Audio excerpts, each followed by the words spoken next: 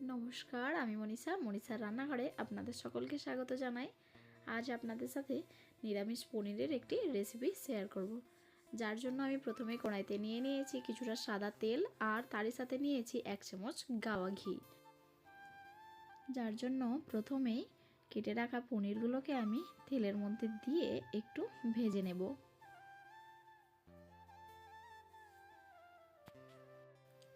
পনিরগুলোকে আমি এরকম ত্রিকোণ শেপ দিয়ে কেটেছি, আপনারা আপনাদের পছন্দ মতো শেপে কেটে নেবেন।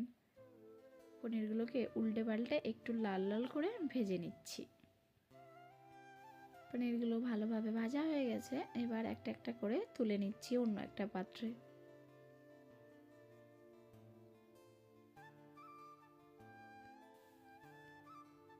এবার ওই একই তেলে দিয়ে দিচ্ছি কিছুটা গোটা গরম মশলা ফোড়ন, যেমন দিয়েছি দারচিনি, লং আর এলাচ।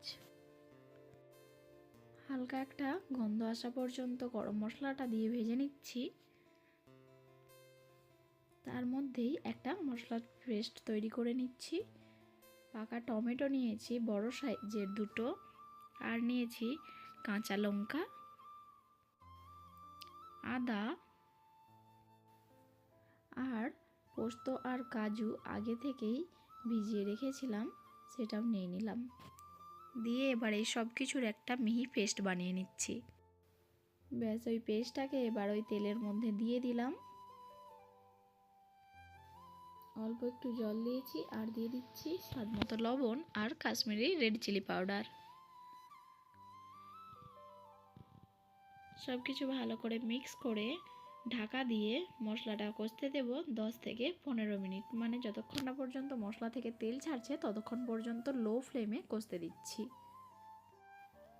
আর মাঝে মধ্যে এরকম ঢাকাটা খুলে একটু নাড়াচাড়া করে দিতে হবে, যাতে না তলায় বসে যায়। দেখতেই পাচ্ছেন মশলাটা থেকে খুব ভালোভাবে তেল ছেড়েছে, মশলাটা একদম তৈরি হয়ে গেছে।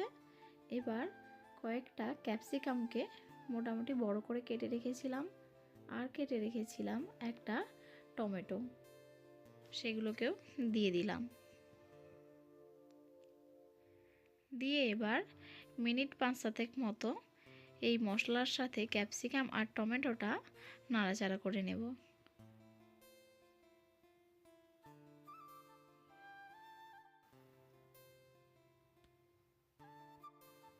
তারপর দিয়ে দিচ্ছি একটু ভাজা মশলা, এখানে আছে জিরে, ধনে, গোলমরিচ আর শুকনো লঙ্কা।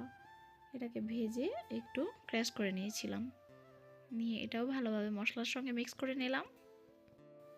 এবার দিয়ে দিচ্ছি অল্প একটু টক দই,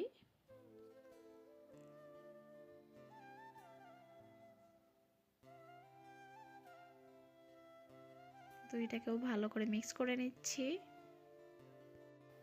এবার দিয়ে দিচ্ছি ওই ভেজে রাখা পনিরগুলোকে, দিয়ে দিচ্ছি কয়েকটা চেরা কাঁচা লঙ্কা, একটু লবণ আর একটু চিনি অ্যাড করলাম। এবার সব কিছুকে ভালো করে মিক্স করে নিচ্ছি।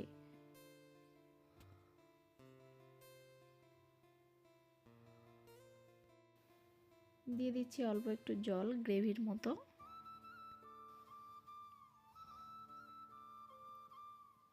এবার শেষে দিয়ে দিচ্ছি অল্প একটু কাসুরি মেথি।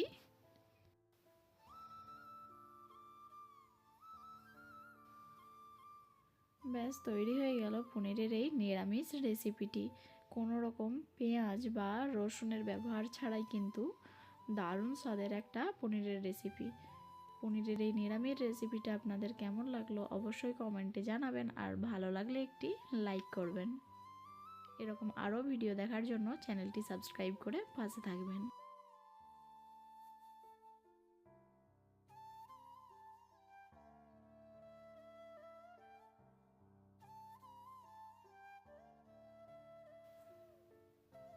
ভিডিওটি প্রথম থেকে শেষ পর্যন্ত দেখার জন্য সকলকে জানাই অসংখ্য ধন্যবাদ।